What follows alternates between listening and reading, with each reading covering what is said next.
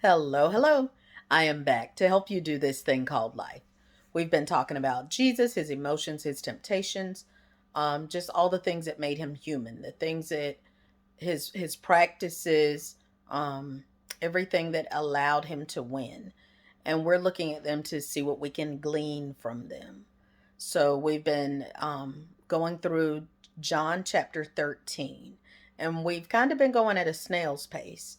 And I'm okay with that because I really do want to see how Jesus won the tougher it got, the more challenging it became.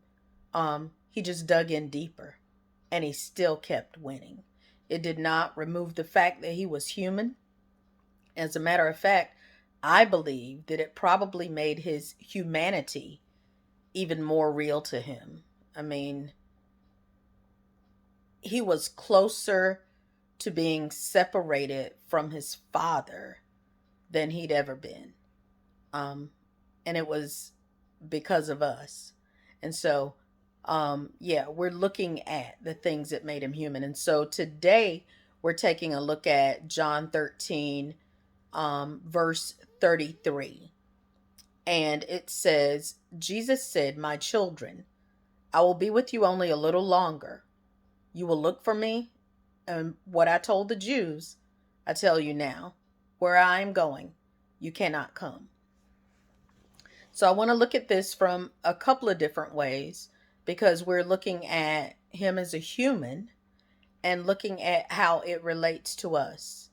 And one of the things that I'm really seeing is that part about separation, about not having the same access to people that you once had, because the disciples had been with Jesus for 3.5 years, morning, noon, and night. They were together, um, in some level or degree, and not all day, every day, but certainly most of the times that we read about, they were together, if not all of them, some of them. And now he's telling them, "I'll only be with you a little longer." And it just it kind of it reminds me of death. It also reminds me of change. And I was just reading a day or so ago, I want to say it was JJ Hairston that had posted something, and he said, he's not had a very close relationship with his father. They may talk once or twice a year. It's not like they were very close. He said, but I want to say that he said it was part of his management team had recently spoken to him and encouraged him to reach out to his father. And so he said, he was actually intending on doing so, and got in one day, and that night, late that night, his phone started to go off, and it was someone calling him and telling him that his father was gone. And so, although he had good intentions, he had not acted on those intentions. And he was just saying that, we should not take anything for granted. And that's what I'm getting out of this message as well, out of this scripture, is that, they didn't know when Jesus would be taken away from them. They didn't know what all would take place. But the time was coming to the end. And y'all, sometimes we don't know. And I must say, I have had times in my life when I have had regret at not having spent more time, at not saying the things that mattered, at not showing people more about how much I love them. And when it's too late, it's too late. And I just want us to, and I'm talking to y'all just as hard. I mean, I'm talking about self just as hard as I'm talking to y'all. Um, ooh, y'all, we have to do better. We have to do better at saying how much we love people, at not just saying it, But love is an action word at showing people that we love them, at being considerate, and just going out of our way to make someone else understand that they are appreciated, that they are loved, that they are needed, because we never know when they'll be taken away. And then on a, I guess, a less permanent level, knowing that people's seasons change.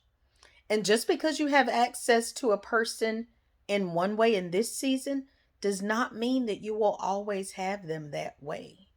And so, it behooves us to take advantage in a positive way, take advantage of the time and the access that we have to people that we can learn from, that we can grow with. Don't take them for granted, because the next season in their lives, you may not have that kind of access. And it won't be ugly. It'll just be necessary, because I think I shared earlier in the week or last week, I think it was last week, I shared that, God was saying we ask for, divine alignment, divine connections, all these things, and we say them, but we fail to realize that it's necessary, but there are consequences. And I guess, what's the appropriate word? Whew. There, all I know to say is there are things that happen that we may not be aware of when we're saying the prayer. Now, it doesn't mean the prayer wasn't the right prayer. It just means that we need to begin to prepare, because the people who have always been in your life may not always be in your life that way. God was saying to me that, because I could feel some people, like I could feel space. And it's like God was saying, yeah, you do feel space, because you've asked me to connect you with the people who you need to be connected with. And that can't happen if you're crowded out. That can't happen if you have the same people in the same place all the time. And it doesn't mean be wishy-washy.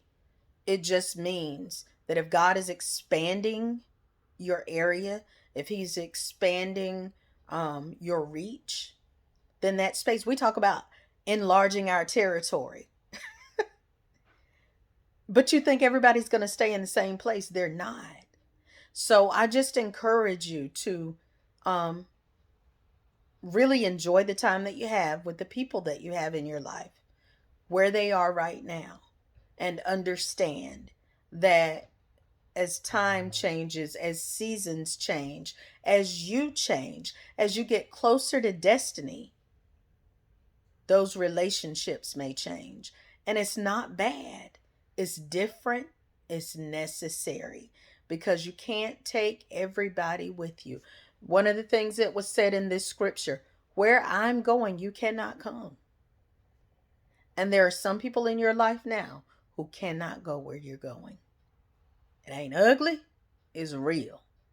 And there are some people in your life that you can't go with. We got to sense the season and be willing to say, God, I don't understand it all, but I trust you in it. This has been One Moment with Marcy. I'll be back tomorrow with another moment of momentum producing motivation. Until then, stay encouraged. And remember, you got to flutter before you can fly. But flying is in your future.